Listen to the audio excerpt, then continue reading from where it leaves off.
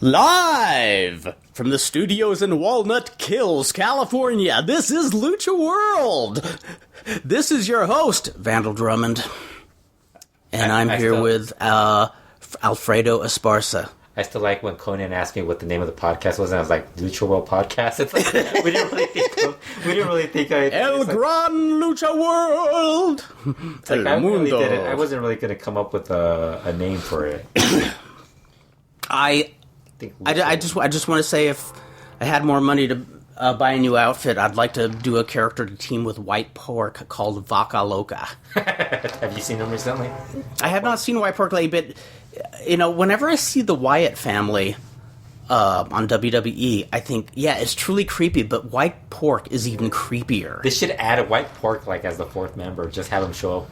That would be great. Pig mask. Imagine how many pig masks they could sell. Yeah, like, for those of you who have not seen White Pork, this is just not like a pig mask. It looks like a pig head. Yes, exactly. Like they mounted a pig's head on this guy, and it looks like something you've seen in a black and white David Lynch film in the 70s. Like you could picture him going onto the set of Eraserhead and fitting right in. Well, we got all sorts of news to cover this week, and some nostalgic. This is actually the most closest podcast we've done. We've actually done. It's only been a little over 2 weeks, right? About 2 or 3 weeks at least. Excellent. Usually we take 3 months or something. yeah. We almost have this be a quarterly podcast. We're going to try to change that. That doesn't mean I've watched much more wrestling than I have. You've actually watched less since the last time you did a podcast. I've watched. Fredo and I have talked about this before the podcast. I've watched several. I've watched several really old matches. Yeah, the 80s wrestling. Yes. And I've, by Fredo's suggestion, I watched a women's AAA match from recently, and we'll be talking about that. I recommended a women's match. And it was a great recommendation, which we'll get into. Yeah, the person that actually wrote that the women's wrestling was horrible in 2013, which it was. Mm-hmm.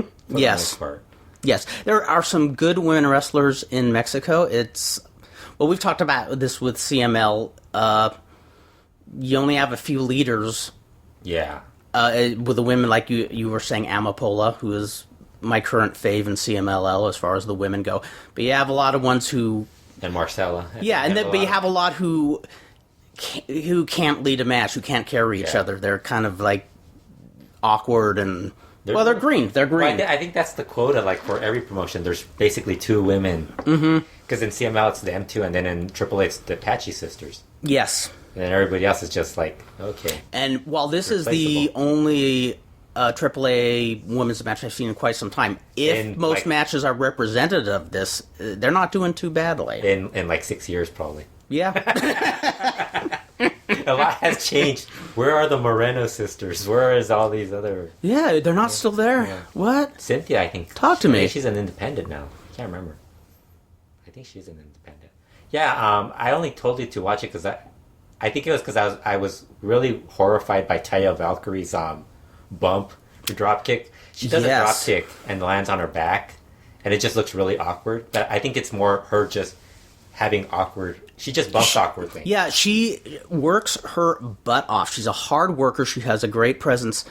But exactly as you said, that drop kick, and it's funny because you said she's trained by Lance Storm, yes? Yeah. It kind of has when you were describing it to me, it sounded like it has a Dynamite Kid flavor. Remember Dynamite Kid used to do the standing drop kick. There's been a few other people who have done that. I think Pillman used to do. But it's nothing you do when you're green. I mean, you jump up. You're supposed to jump up. That's the whole. Yeah, Dynamite Kid would jump up, do the drop kick, land on his shoulder blades, kip up, do it again, and then do it again, and it looked cool. I think she's just too green to be doing this. A lot of the stuff she was doing, I was telling you, the Jennifer Blake spot where she went for a pin attempt.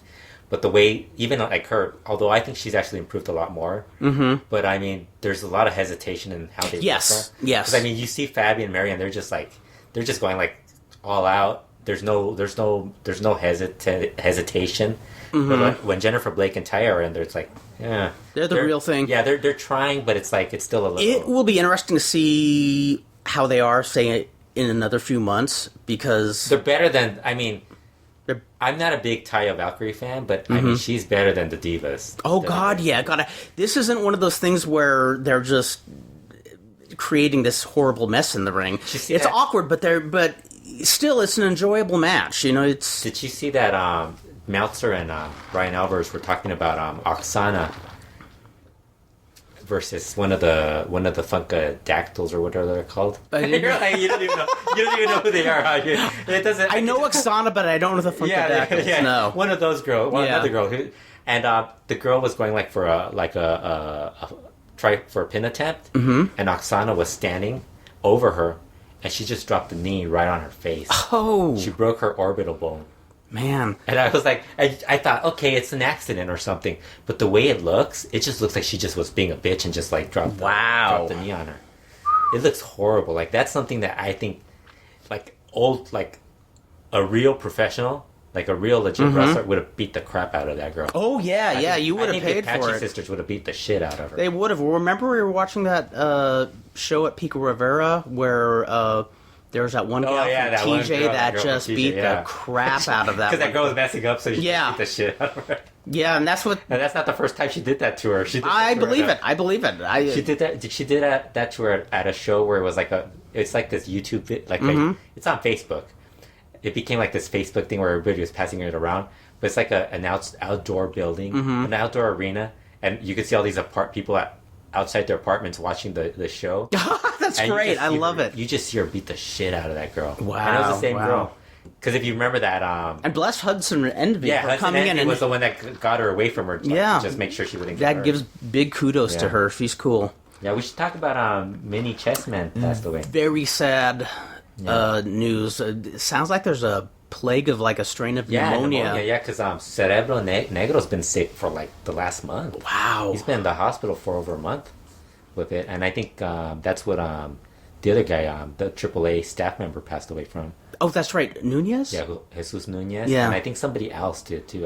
It's Payaso Coco Blanco. Yeah. Oh, I didn't realize his was. I think it might have been that. Wow. Yeah. Because the Mini Chessman, man, that caught me by surprise. Yeah, somebody mentioned that his wife had brought it up on his Facebook page, so I went and checked, and I was like, oh wow, I didn't even know he was sick. Yeah, so because he wrestled like I think maybe like a month ago or something.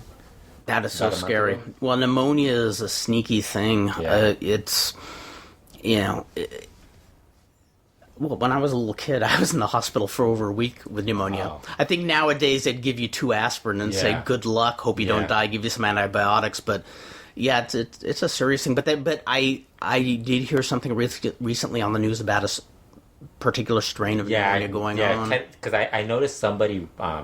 retweeted this thing that's going on in Mexico where it told them not to shake or hug people. Not to shake people? Shake people's hands. I was going to say, is it a tradition in Mexico to pick somebody up and shake them? Not to shake hands or hug anybody. And I was like, well, what's going on? Because I guess there's a flu bug over there or something. Yeah, well, and the flu bug here, they've been telling... here you shake hands, you just go to your doctor and get it exactly resolved, exactly, get a shot. I still like the way you said you don't shake people. I have a picture of the late Popitekus greeting somebody by picking them up and shaking them. I think shaking them is okay.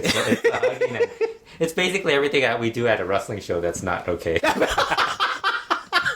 Shaking someone is okay. Getting fondled is okay. That's okay. But handshakes and hugs are not acceptable.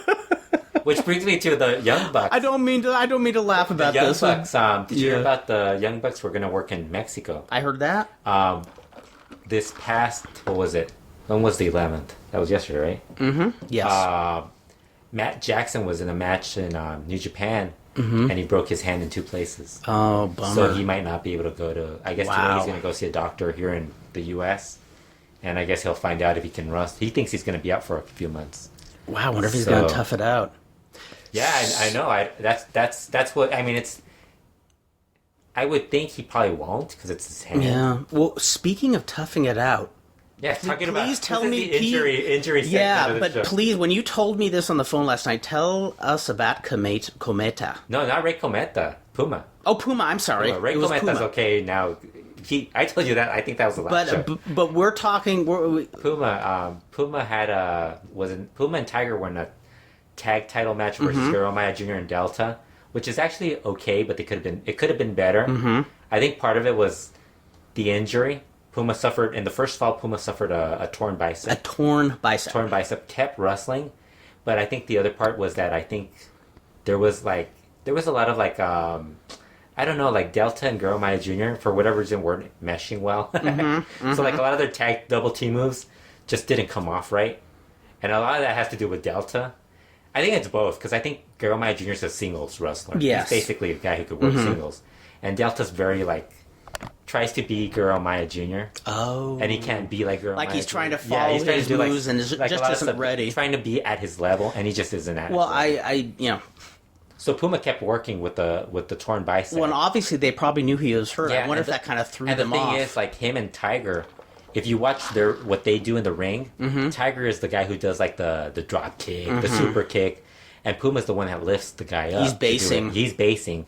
So you could tell he was like, he toughed it out. That was actually like very impressive. I always thought there should be like an annual Purple Heart Award for somebody who toughs things out.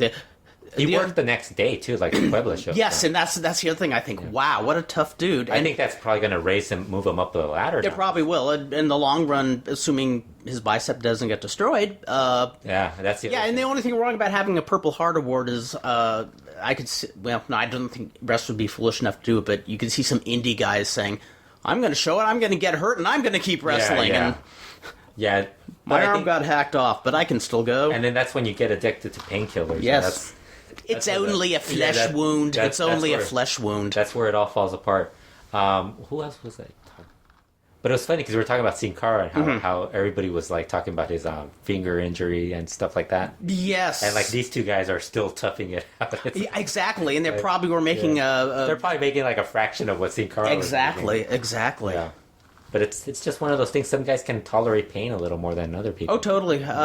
My bro-in-law has the highest pain threshold of anybody I ever seen, to the point where it'll scare me sometimes, because I'll say, you need to see a doctor about this. He goes, no, I'm going to write it out. But what the hell? That's why I could never be a full-time wrestler, Yeah. As soon as I see something wrong on me, I'm going to the doctor, and I could only imagine, like, if you just getting a cramp while you're sleeping. It's like what's wrong? Yeah, it's like you're sweet mother of God. A leg cramp. When you get a leg cramp, have you ever had a leg cramp when you're sleeping? I get them every couple of months. Those hurt like my God. I finally got one like a couple of months ago for the first time ever. I almost screamed. I was like, because it's not something I'm used to. I'm pretty much like, I don't get pain. Yeah. Like, I'm not like a pain type of person. Leg cramps are just such a weird pain. And, one of the times I got one, I did scream. It was so bad. And, I'm putting my brother-in-law all over this podcast. Massage your leg.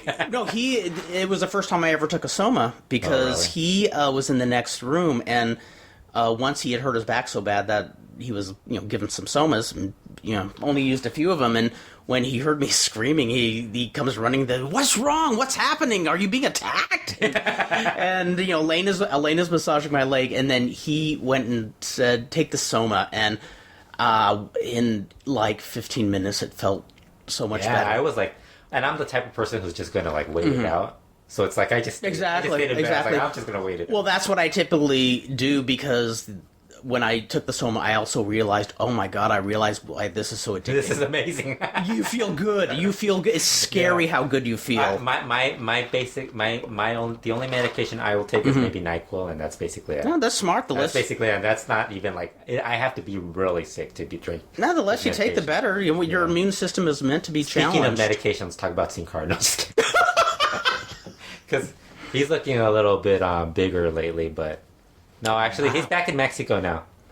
Now, what is the current status with him? He actually had a show celebrating the anniversary of his gym. And it was funny because the big news, while he might have been the big news and the person who brought a lot of people to the event, it was an outdoor event. Probably the bigger news to everybody else was that he had his brothers, who are AAA workers, working with Sombra, who's a CMLL guy.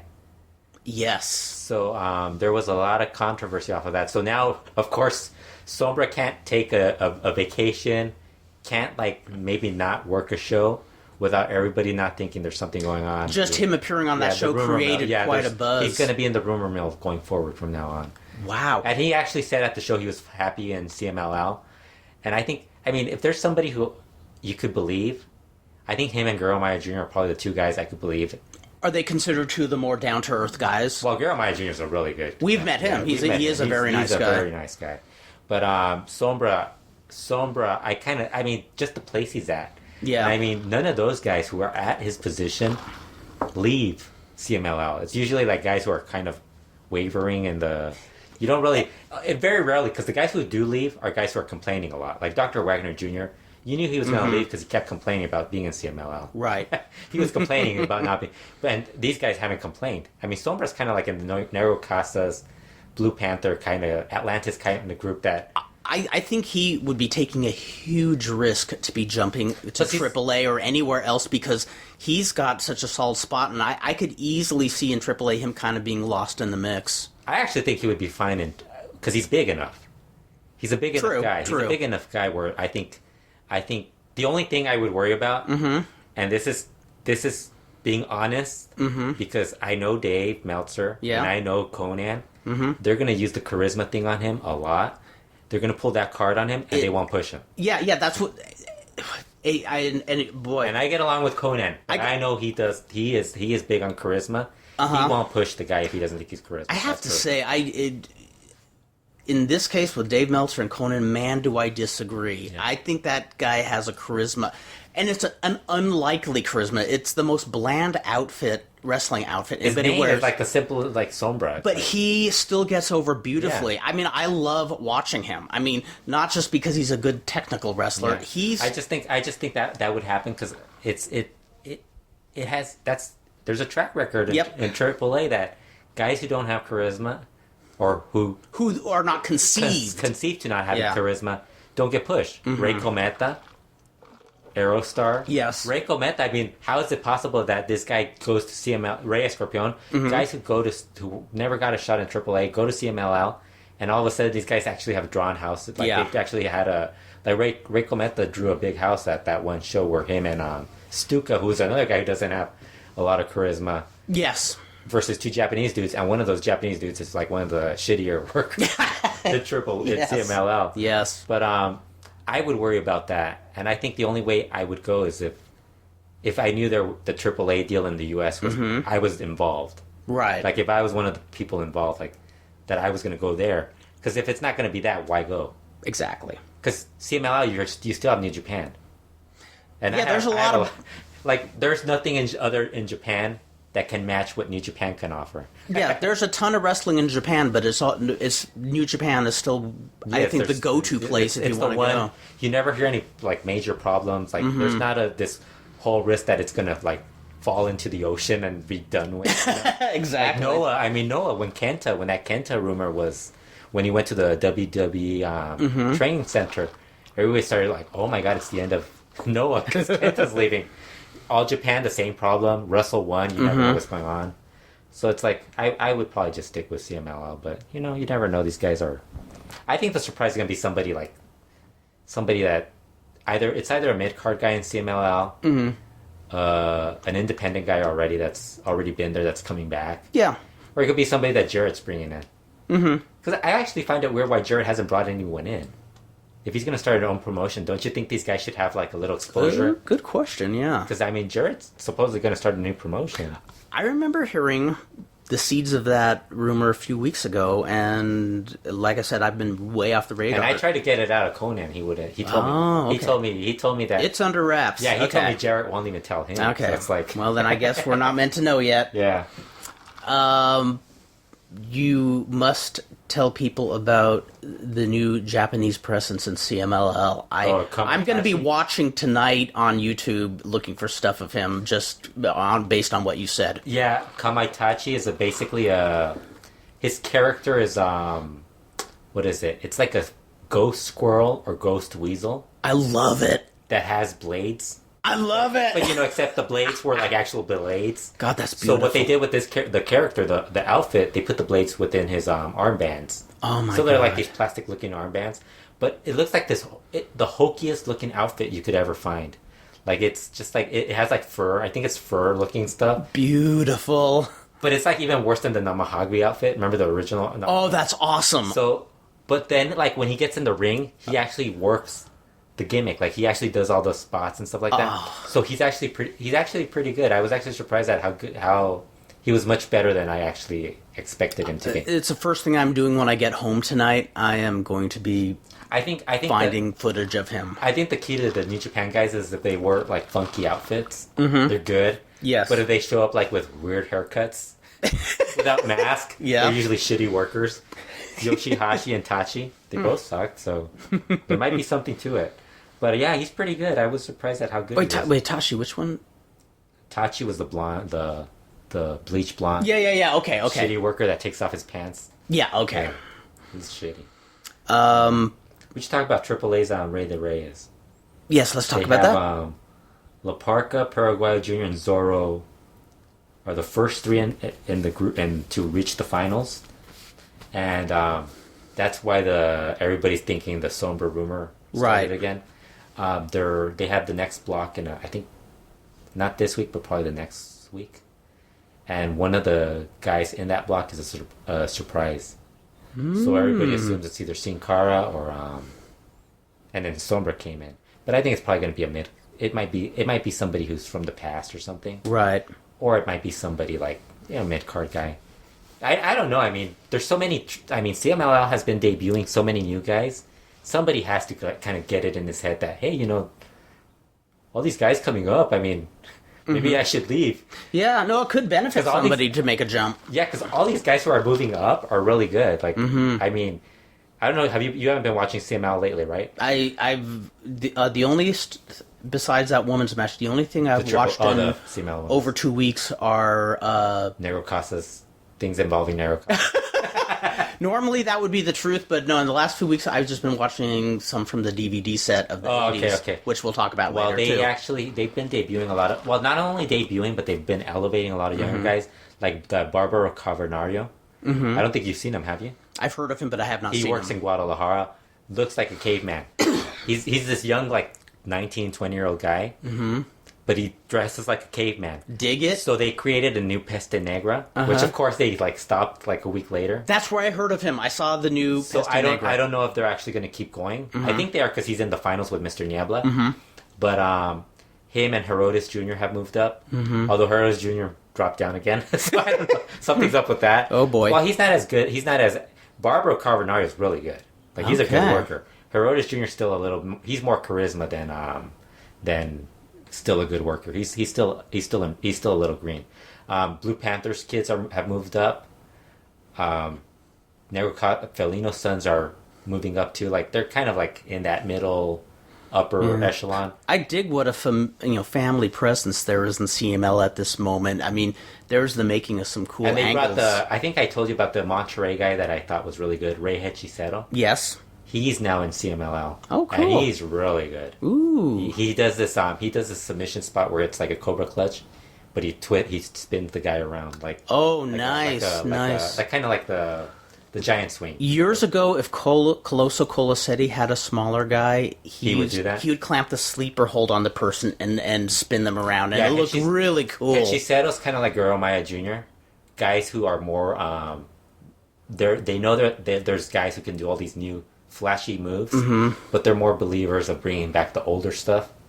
So you'll see like old moves and people are like, what is that? And it's like an old move that's cool. They just redid or whatever. So that's very cool. Re-educate them, and I would bet a lot of those old moves, you can save a little wear and tear on the body as you're doing them. And then they're elevating Bobby Zavala too. Yeah, I dig that guy. He's really cool. He's really good. So I mean, that's why I keep thinking there's somebody in the mid card who's going to end up leaving CMLL.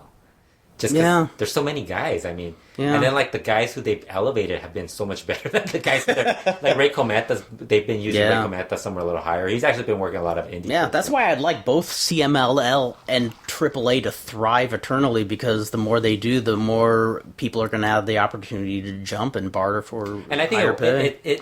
I know people like always get all upset when somebody leaves because they start blaming the promotion. Mm-hmm. It's like it's so much better when somebody just leaves just because it freshens things up. I mean, how many times like the Psycho Circus wrestling, the El Consejo, it's been going on for so long, but now they have Hijo Fantasma in there, replacing one of the other guys. Although he sometimes, that's the other thing. I think Hijo Fantasma has like a day job or something, so it's easier for him to jump. Right. You know what? That's what I kind of like. Certain guys who make enough money just doing wrestling. Yeah, it's kind of. I can't see them like going to AAA because it takes being independent because it takes it a little more. Yeah, so something I didn't know till a few years ago, that a number of guys who had worked for Nick Goulas in Memphis years ago. You probably heard stories about Nick Goulas's payoffs, and I always thought, how could the people who are regulars afford to eat? And then I found out a lot of them had day jobs. Yeah, it's always weird when you hear like guys having day jobs. Like Starman works at a museum or something. That's cool. God, does he wear his mask at work? I have no idea, but I can't remember what he did. There's a story on him, like on the news. That's sweet. But it was funny because he always no shows. But it's not that he's no showing. He has to go to work. He's got a job. It's like it's better no showing to work and losing because he very well might have. So it's always funny when you hear all these guys no showing. It's like, oh, why is this guy no showing? But then now it's like, okay, maybe because he has a real job. Exactly. He can't. It makes sense for indie shows. Especially like me being around indies here forever, it's happened so many times where, if the promoter isn't a dick, somebody says, oh, he had to work, they go, oh, okay, understandable. Yeah, yeah.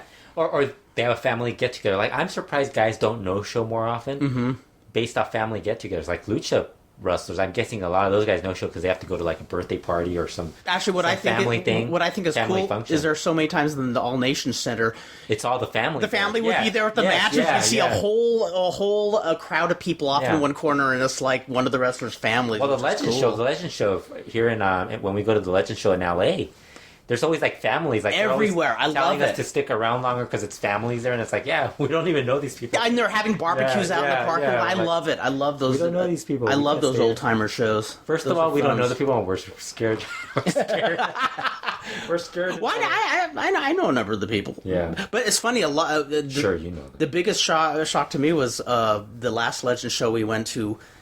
Halcon Blanco's son, who was probably like in his 20s, just says, "Hey, I used to watch that match where you teamed with my father over and over again." And I'm thinking, I didn't know who he was. And I'm going, "Who's your dad, Halcon Blanco?" And I'm going, "Oh my gosh, that was the second lucha match I ever had in this tiny little bar in Long Beach." And I guess the kid was like 6 or 7 years old at the time, and somebody, a relative, taped the match. So he said, "Yeah, I'd watch it over and over." I'm going, "That's awesome!" And he wanted to get his picture taken with me just for that. And I'm saying, nobody ever asks me to get a picture taken. Nobody remembers anything about me years ago. So if Dan was there next to you, you would have said, "Poor kid." I know exactly. I was laughing because I was watching Raw. Mm-hmm. And while I was watching Raw, I was thinking, I wonder if that guy who stalks Dan is at that show. Because he's at every wrestling show. I've seen him at a bunch of wrestling shows. Oh, that's funny. I don't want to. I don't want to start saying who it is or. Yeah, we won't name any names. But Dan Farron has a stalker. Dan Farron has a stalker. We should make that into a T-shirt. Yes. Dan Farron has a stalker, and but no, I marked out for myself in that moment. But I was very tickled that somebody actually remembered me from a show in a dingy little bar over 20 years ago, and was a positive memory. A positive memory, yeah. Oh God, you suck so bad. Well, see, that's the only good thing. Like when you go to indie shows, it's not like people don't react that negatively to because like Hell Kid. Yes. I'll use Hell Kid as an example. Mm-hmm. Dr. Lucha and I talk about Hell Kid all the time. And, we know all the other stuff that goes with Hell Kid and stuff like that. But we actually just remember it as a positive. It was we like to talk about how bad he was in the ring and stuff like that. Yes. So that's part of the charm of going to an indie show. Exactly. It's not a big deal. There are some workers who are not really up to snuff on a lot of the lucha shows. And, but they're good people. They're not. They're not hurting anybody. They're not messing up stuff. And they just have this completely different, distorted view of what life is, or where they fit in pro wrestling. Exactly. It tends to be a little weirder. That is very true. That is very true. So you want to talk about the 80s wrestling? Oh my God. That you lost the first disc. Oh God, yeah. He has lost disc 1 and I have to make another copy for him. My God. This is an amazing set. Oh God. This a set of DVDs of the best of 80s lucha.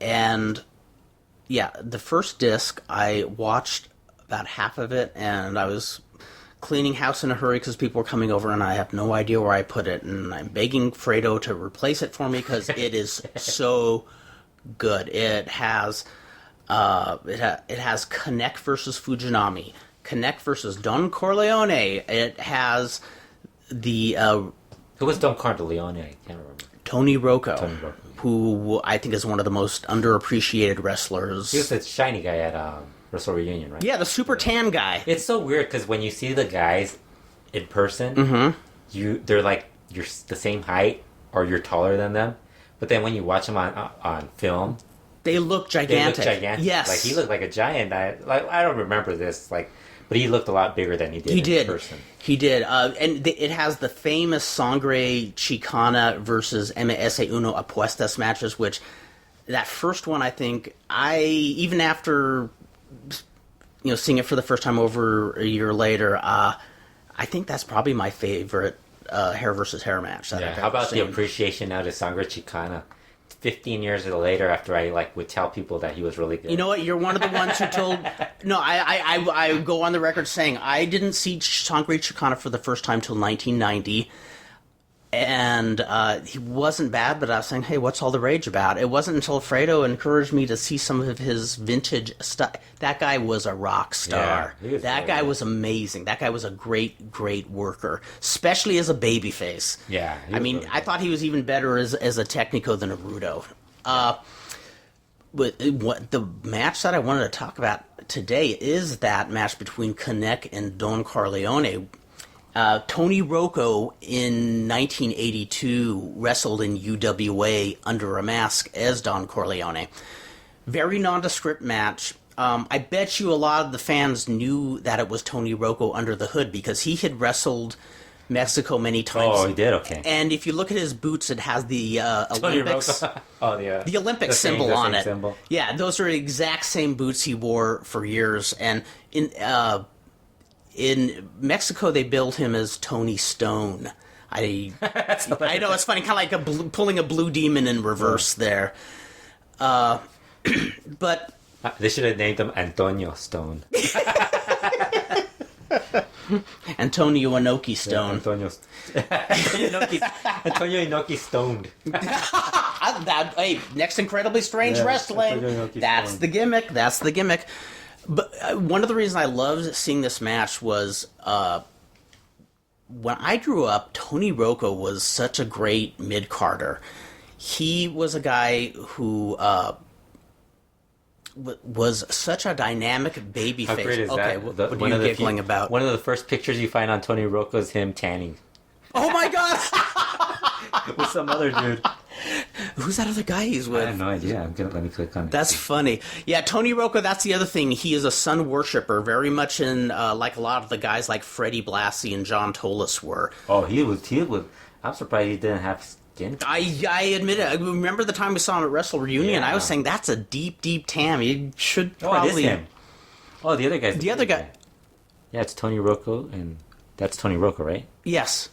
Oh my God. The other guy looks like Les Thatcher. It does look like Les Thatcher. I don't know who it is, but Tony Rocco was one. Here it is. Let me see.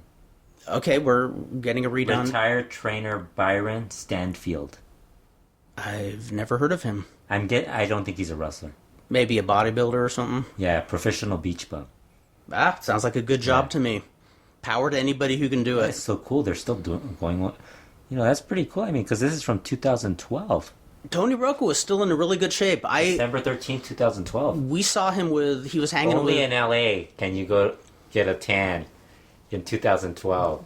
In Christmas time. In the dead of winter. Winter time. That's one of the things I love about Southern California. What's the weather today, Kurt? We should give a weather update for everybody who's not in LA. When I was outside, I would guess it was 75 degrees. 75 degrees? Yeah, and it's probably going to get a little sunny hotter. And sunny. Very sunny. We could get a tan today if we wished. Enjoy that, all of you, in the snowstorm. We're going to get so many enemies now. The snowstorms and all that stuff. I know my nephew's going to go out looking at colleges in Georgia in a few weeks, and I'm saying, I want to buy him like the worst time. I want to buy him like a super winter coat or something like that. This is like the worst time to go. Because he's a SoCal boy. I mean, he's been around the world and stuff, but still. Yeah, that's got to be like the worst time. I bet you all these kayfabe memories post on Tony Rocco are just what you wrote. They could be. It wouldn't be. You know, I'm one guy who just I rave about that guy. Yeah. He was, admittedly, he was a stiff worker. I remember Billy Anderson told me you had a guy who did not love phoning in the match. He said Rocco was a guy who, it didn't matter if he's on a tiny indie show or a huge arena show. The guy loved to work. Like, he loved to really put his all into his match. He must have enjoyed working with Canek. Yeah, he did. And Canek's all right. I mean, yeah, well, and actually, that was one of the fun things about seeing those old matches. He's of not Canek. as bad as Mil Mascaras. Oh, God, no. Well, with Canek, kind of is up there. Yeah, he kind of is. But back in the early '80s, he worked. Yeah, I mean, yeah. You know, in the early '80s. So did Mil. So. Yeah, but Mil kind of. Mil is Mil. Mil kind of used his brother to do all the work. He started working a lot of tag matches. It's funny what an eclectic family that is, because there's Mil Mascaras who he wrestles a match the Mil Mascaras kind of way. Then there's Dos Cars, who's a great worker. Then there's Psychedelico. Oh my God! Did I tell you about that? Did I tell you about that clip of him working the Dos Cars retirement match? No.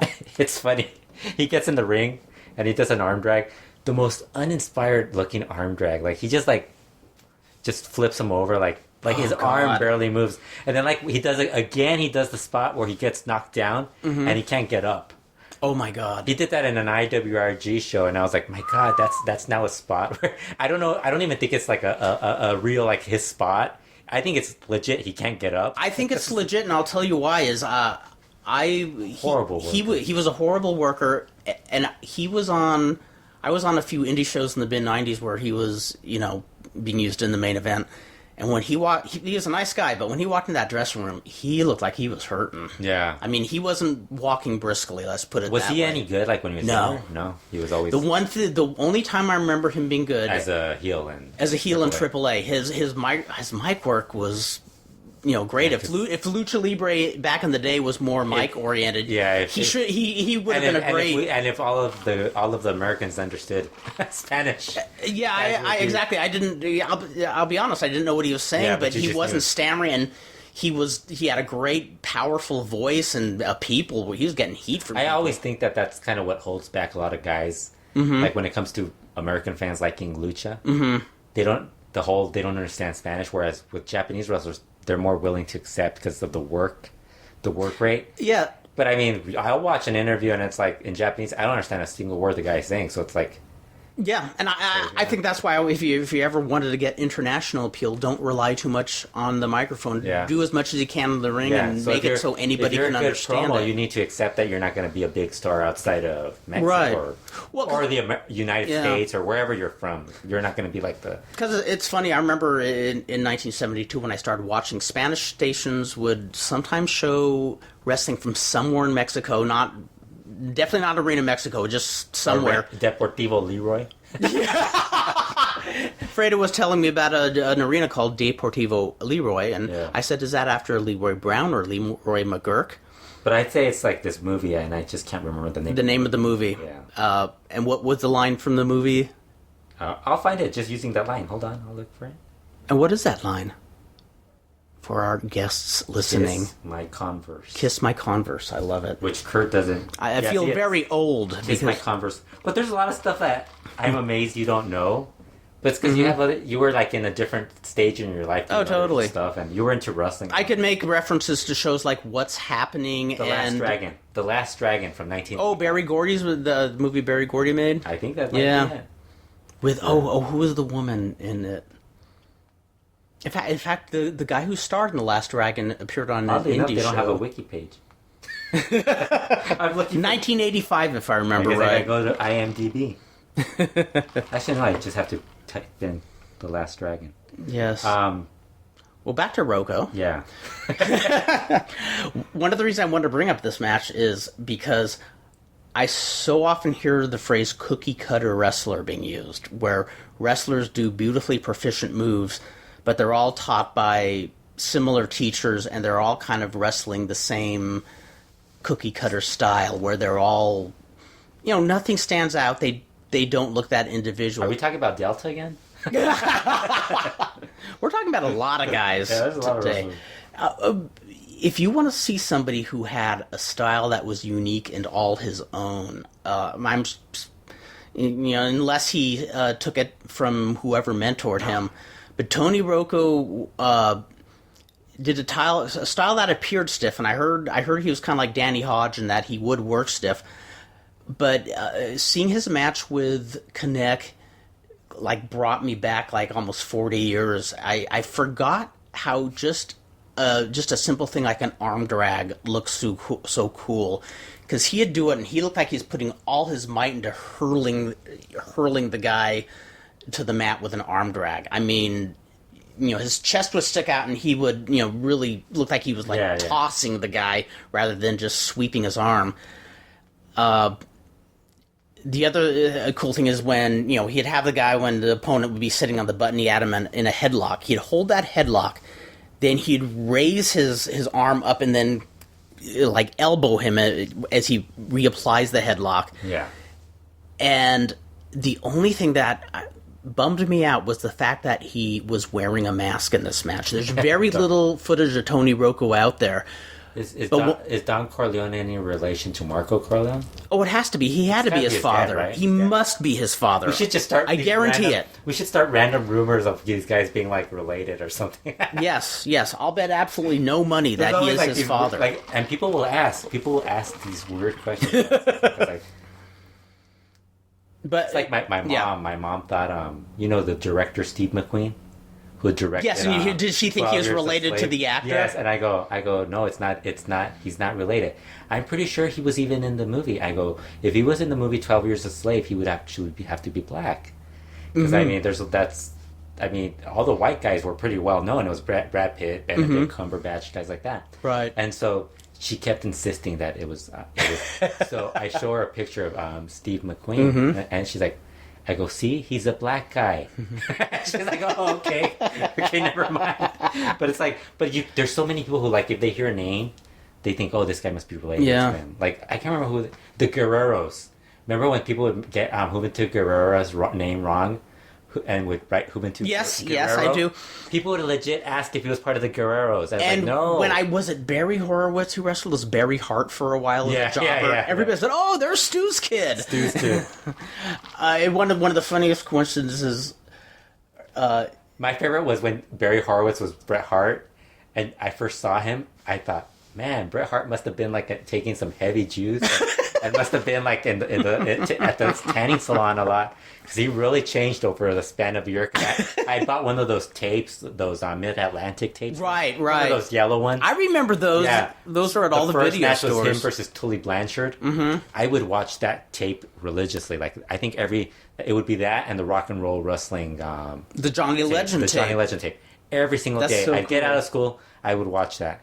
And I would always be like, man, Bret Hart really, until finally one day it set in, and it's like, that guy looks more like Barry Horowitz for whatever, and I figured it out on my own. Right. This was before dirt sheets. I knew right. Dirt exactly. Sheets, like that. Exactly. Back then, you actually had to learn stuff on your own. Oh yeah. So it's but I always thought that Sid Caesar passed away. Oh no way.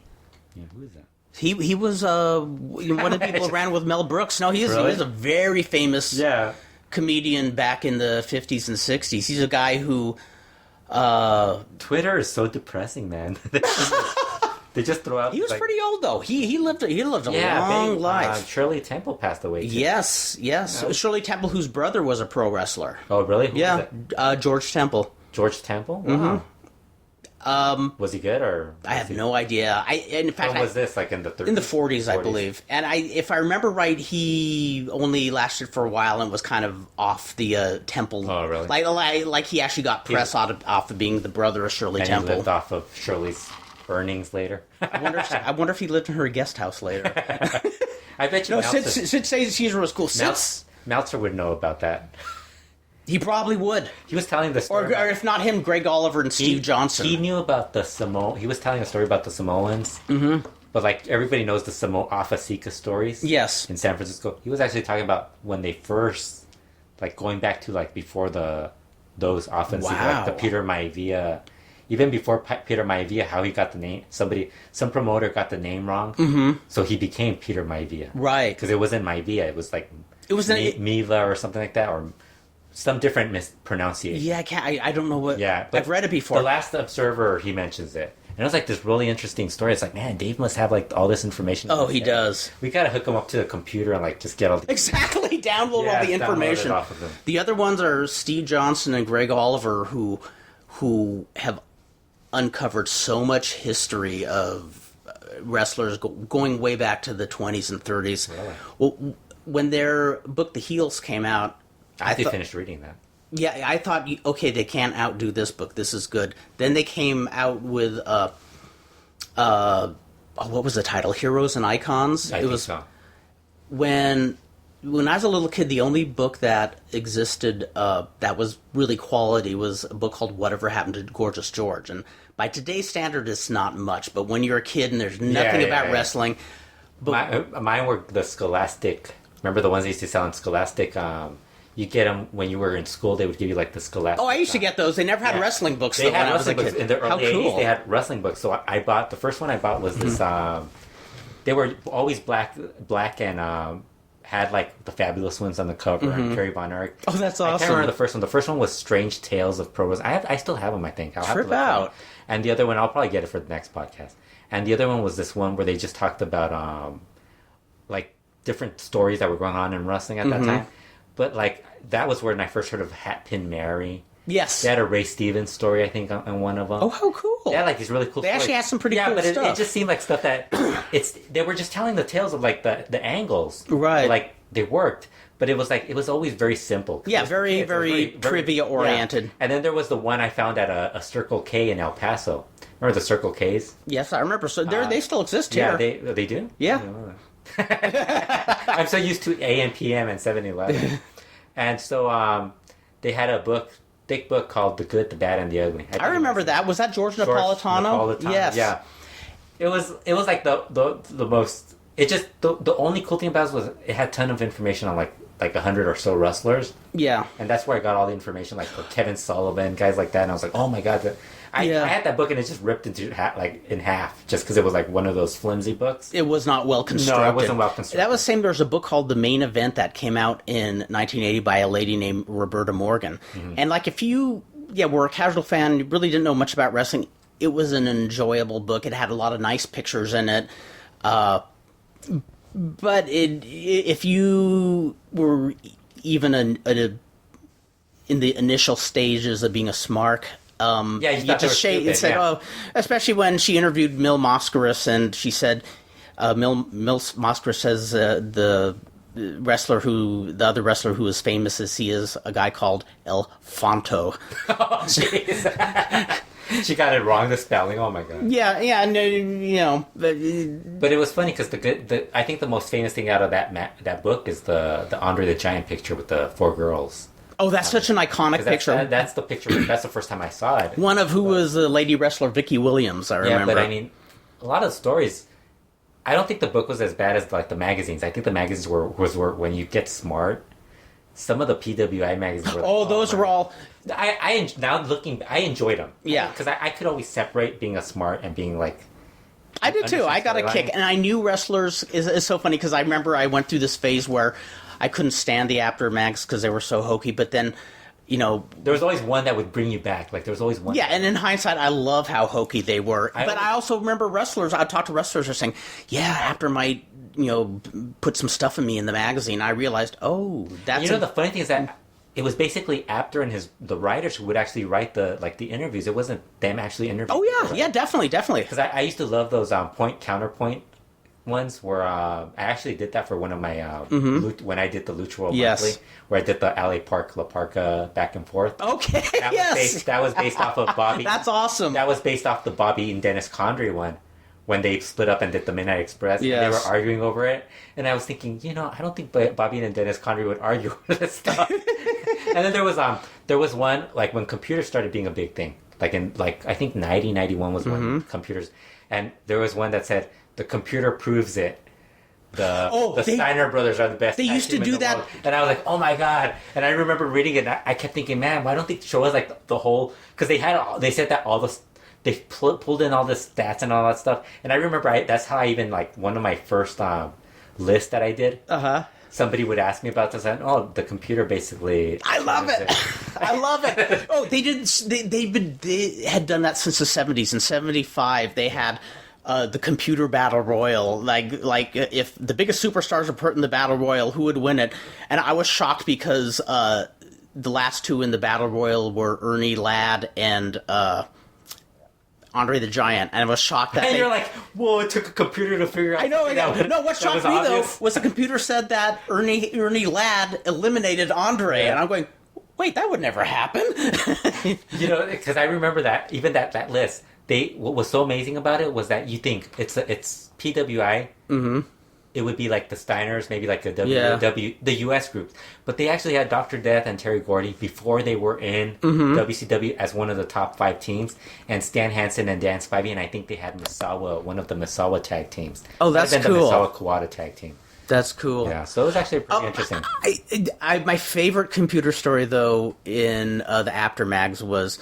I think it was around 1980 where they start off the article where the computer scientist is hanging his head and sad and lamenting that he has to destroy this computer named Matilda.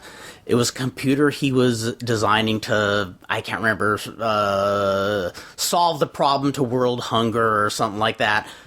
But Oliver Humperdinck got a hold of it and programmed it to destroy the Briscoe brothers. Oh, and he says, so now we must destroy Matilda. She has been contaminated. Yeah, I think that's what you need in wrestling now, because there's so much... and that's the problem when you get the writers. Mm-hmm. None of them are wrestling fans. No, exactly. You hear about them and they tell you that they weren't really big wrestling fans. Like we've actually met a few. Like I think the guy Dan Madigan, he was a wrestling fan. Yes. But there have been other guys where you hear them and it's like, yeah, I wasn't a big wrestling fan when I was a kid, or even like you could tell which pro wrestlers were wrestling fans and which weren't. Exactly. You could just tell like, oh, they're not really. They're just like not really. Like you could tell Cena was a wrestling fan. Oh, definitely. There's certain guys. I remember, when CM Punk was a wrestling fan. I remember when I would sit down on Billy Anderson's school and it was around 87, 88. Yeah, you could tell which guys were wrestling fans, because that was the era where a lot of guys who were either bodybuilders or football players who never made it, or they were trying to get into wrestling because they saw how big it was, and you could tell which ones didn't watch wrestling because the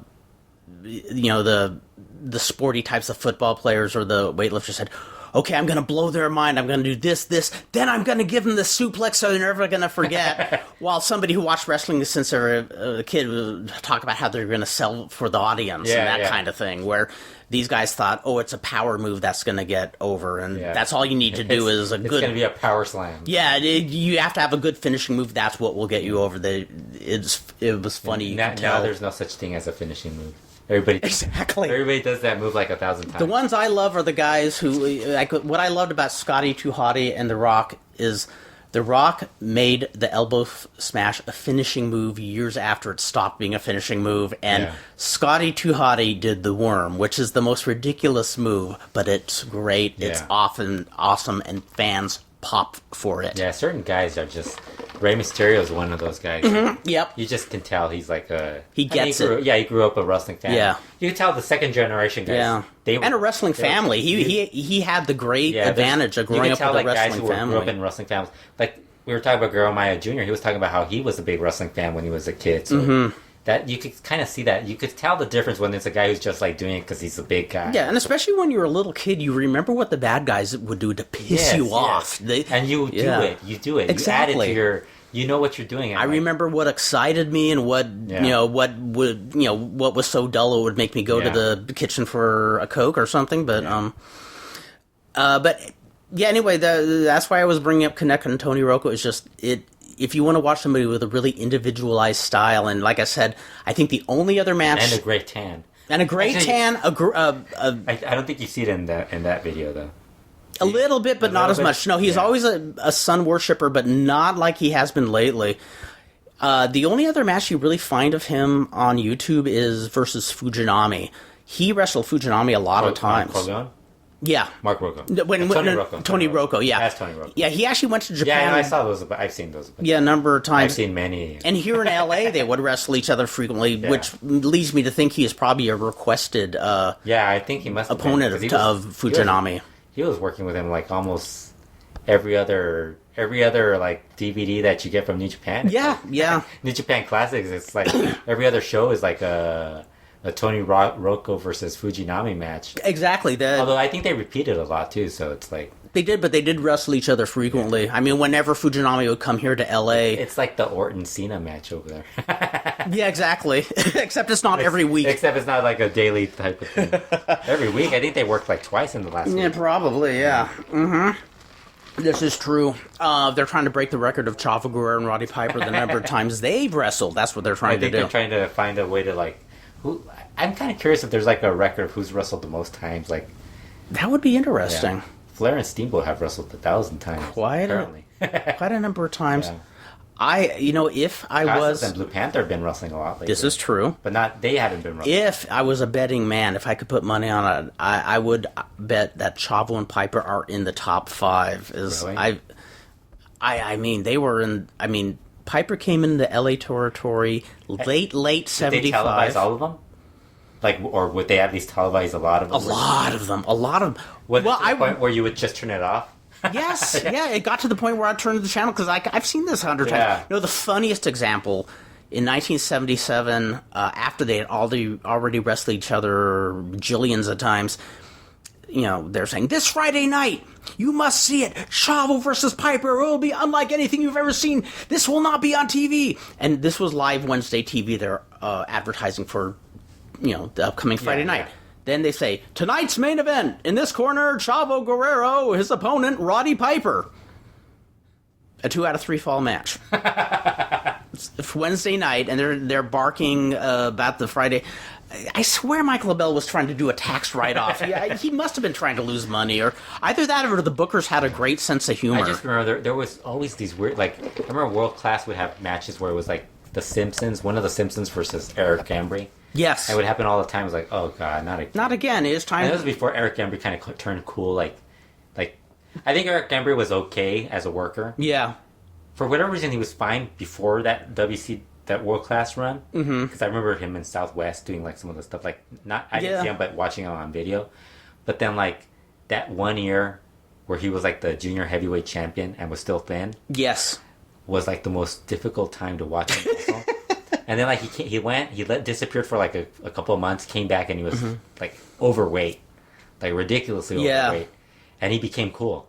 He became cool. To some people, that can be a boon. Yeah, for whatever reason, just being a fat dude was a cool look for him. Hey, would Super Porky be Super Porky without being extremely heavy? Yeah. Well, he did try it. I mean, try to lose weight. He did. Yeah. Wow. Yeah, I like how they asked him after he suffered a concussion in a match, and they told him that the doctor told him, he was telling a story that the doctor told him he needed to take a week off, and he said, no, I'm not going to take a week off, I'll die in the ring.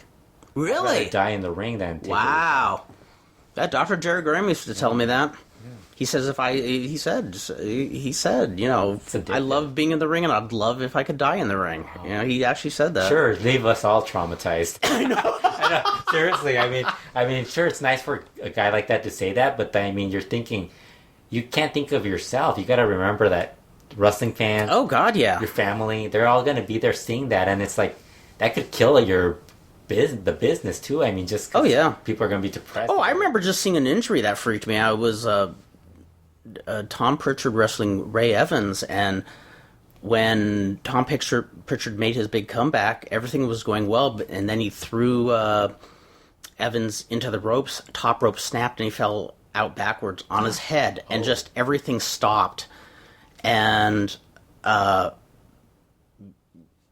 he laid still, ambulance came, took him away, and Pritchard came back into the ring like about 10 minutes later, and you could see how shaken he was.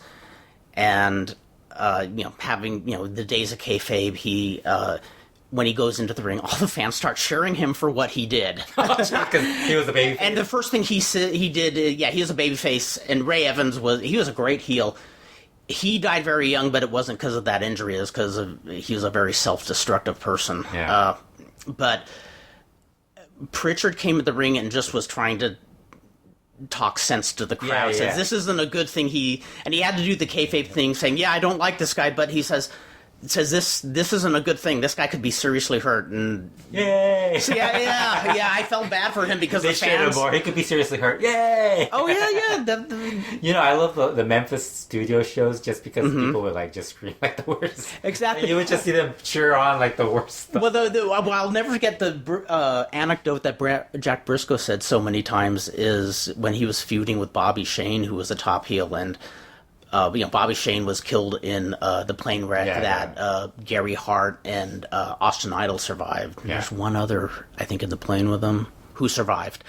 But when they announced that Bobby Shane had died, the crowd went crazy and, was like cheering, and Jack Briscoe was just...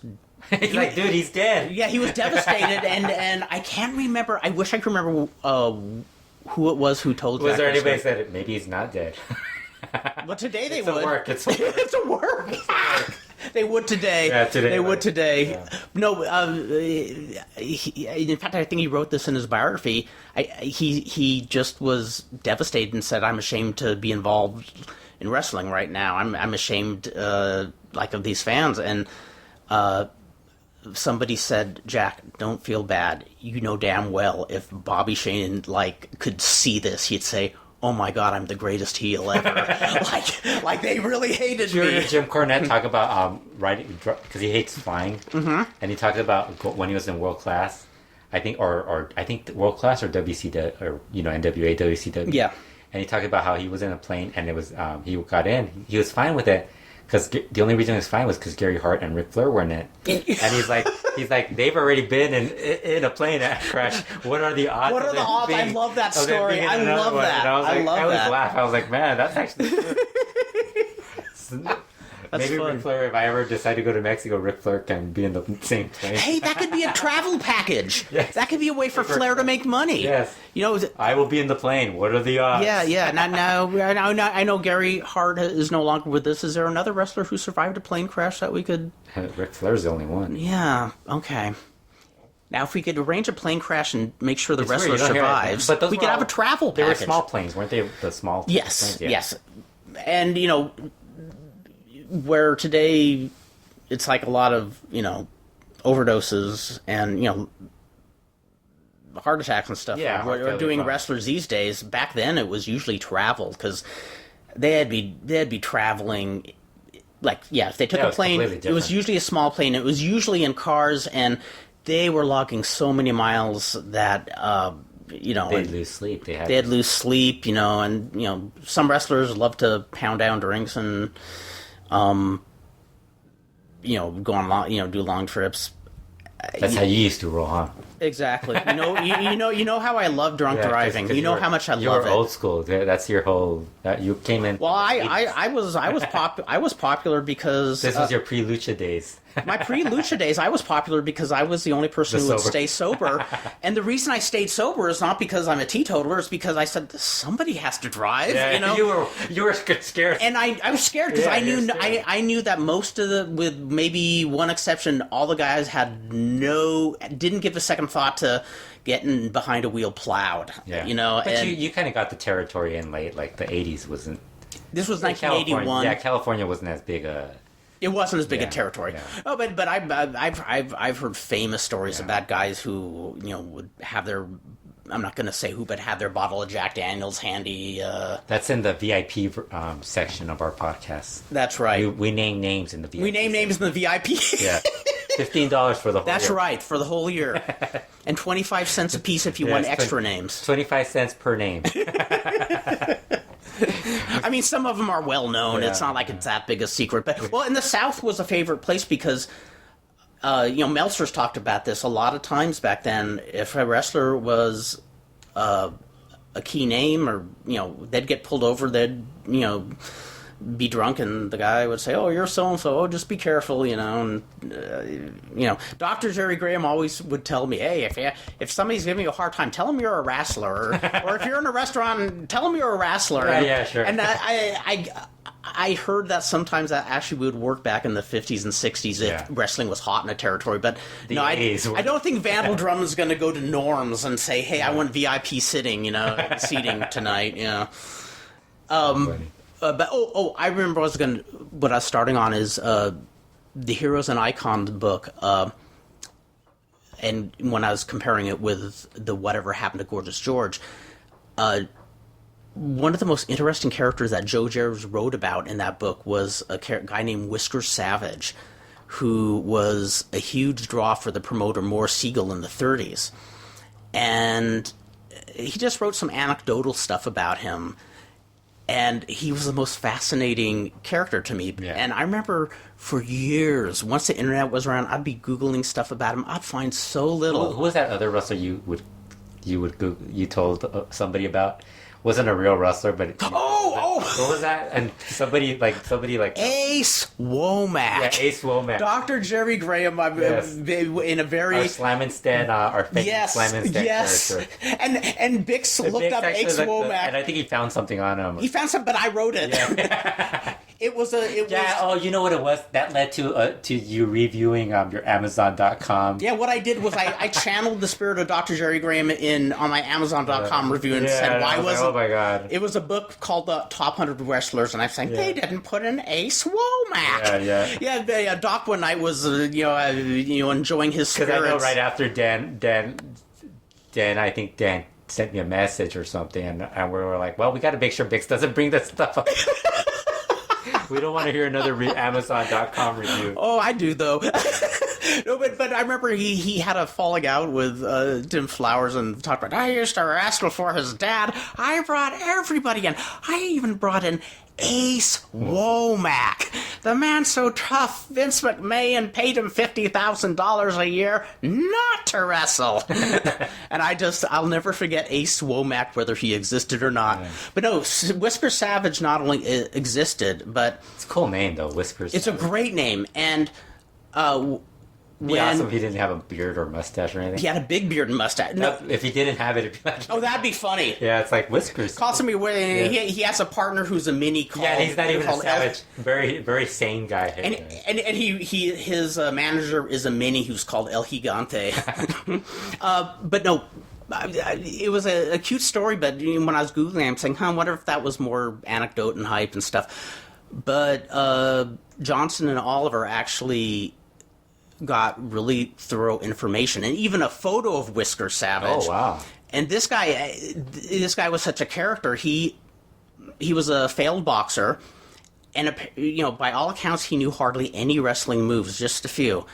But Morris Siegel considered him the biggest draw he ever had, and he was like Andy Kaufman. He just had charisma. Yeah, and he was like Andy Kaufman before Andy Kaufman, because what he would do is days before the matches, he'd walk in downtown Houston in ragtag, clothes, like he's a vagabond, and had like this stray dog. He had a pet dog that I guess looked like a mutt, and he'd just sit around, and panhandle and stuff, and he would live the gimmick for the week.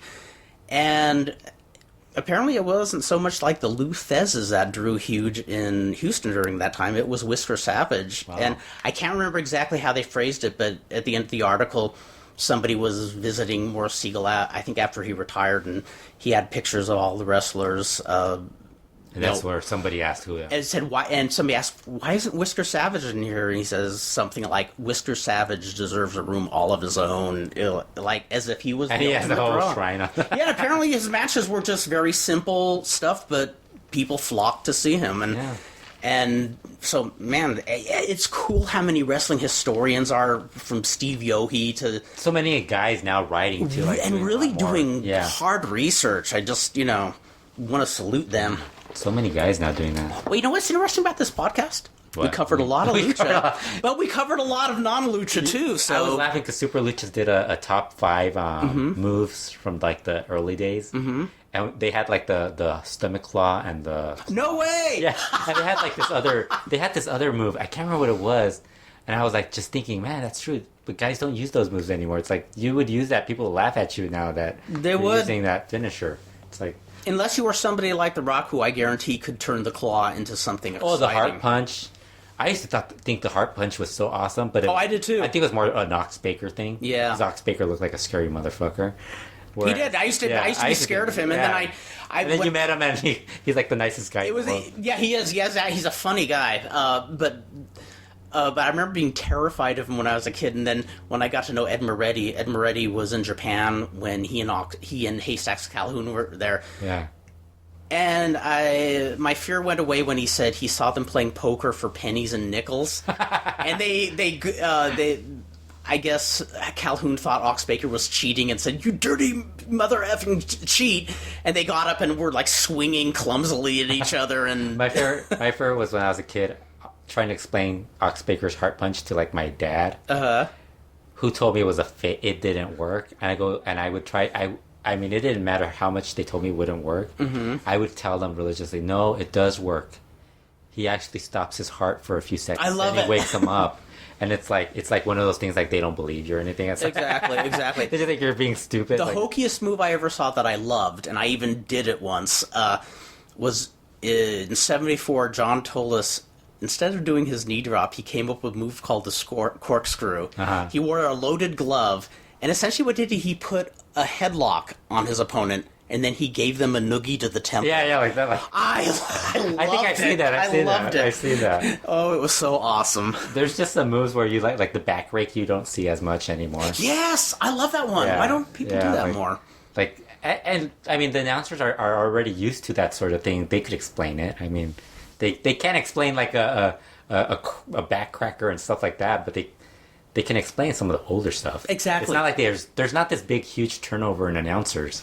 There are all a lot of announcers from like the 80s still around. Yes, so still in it. Yeah. Well, briefly before we go, I just want to plug to, if anybody's listening in Southern California, SantinoBros in Bell Gardens, California. Promote shows usually on Friday nights. It's a really, really small venue. These are really quality shows. I think some of the best independently run shows I've seen in a long, long time. And I was back saying hey to everybody, and Joey Chaos pretty much books it. And I've seen so many independent shows where people are doing their best effort, but the shows are a shambles, or they go too long, they do too much mic work. This is one incident or one promotion where the booker is running the show. He's nice to the wrestlers, but very firm with them on what they're to do and not to do. He doesn't slap them around. He doesn't slap around. No, he has supreme. Is that allowed? Like when you're training a wrestler to slap him a few times? Oh yeah. It depends. It depends how bad. It depends. When you're training, you. Well, we were talking about the female wrestlers when they get something wrong. Oh God, yeah. There's a limit though. I think she might be going a little overboard. Like Alberto Del Rio slapping, kicking Sin Cara a few times for being a pussy. I guess on that level, I kind of could understand that. Yeah. But he makes certain people keep to their time, and a lot of the matches he says 8 minutes. He tells how many. 8 minutes. Well, Man. Think of all the 40-minute matches we've seen where the show starts at 8 o'clock, but it really starts at 8:30, Yes. and at midnight everybody's exhausted by too many matches. And they have the main event when everybody's gone already. Exactly. No, this goes bam, bam, bam. It's a tiny place like the size of a TV studio, and what I was thinking as I was watching it, it reminds me so much of TV studio wrestling when I was a kid, where you'd have these matches never went too long. He puts it up on Ustream too. Yes, he does. That's Years right. Alive. Yes. Somehow and it's a hot audience too. Somehow this small promotion figured out how to do Ustream, and AAA couldn't figure it out. Yes. But I think it's more of a yeah. And while it's a technical thing more than it is. Yeah. While I obviously could not invite everybody back to the dressing room to see how well it's run, I do advise people if you want to see some really good quality wrestling. Just randomly show up in the dressing room. Well, it's an indie show. Come on, you can't just walk in. You can't just walk in there. Oh, I bet 1 or 2 people could, but I'd hate for like if 8 or 10 like teenage kids said, "Hey, Vandal Drummond told me I could come back here." Hey. No, don't do that. No, it's a really well run outfit, and gonna try to hit more of those shows. It's quality wrestling. You're not going to see marathon 30-minute matches, so if, oh man, if you're one of these people who want to see every match be this 5-star match, and no, but they're not duds either. They're good. Yeah, they're just good. They are what they're supposed to be. Good short matches, basically. Exactly, and it's one of the most enjoyable outfits I've seen in a long time. So, and I'm not just saying that because because I know them. He is a really good guy, but he runs a quality thing, and it was really fun seeing. Oh, they're always involved. They're always involved in the local scene. Yeah, too. yeah, and they're always there to help. I remember both Joey and Supreme wrestling on a lot of the Johnny Legend shows, and I remember Joey. I don't even know if he's 18 yet. He was like the tall, skinny, good-looking kid, and I'm looking at them saying, oh, they're not too bad. I wonder how long they'll be into it. I never would have guessed that they would be like, part of the SoCal wrestling. Yeah, like being main guys. Yeah, pillars of it, and so that's my plug. Well, I mean, a lot of those guys who saw you like Super Dragon, those guys are now running their... Yes, they're like the guys running the town now. It's cool. Yeah, it's very cool. I mean, it's cool to see things that last. PWG. How long has that been around now? It's like 10 years, maybe? Probably one of the longest lasting... Right? Yeah. Because I think it started right when MPW first closed down. So that when it first closed down, so that was probably 2002, probably. Yeah, so about 12 years back. Yeah, wow, that's awesome. Yeah, things are happening. So anyway, thank you folks for listening. We'll be back again in 2 weeks. 2 weeks. With 2 weeks, which means maybe 3 to 4 weeks. So let's say we'll be back in 1 week, and maybe we'll be back in 2 weeks. Don't you love the way we think? Yes. Thank you, folks. We will talk to you soon.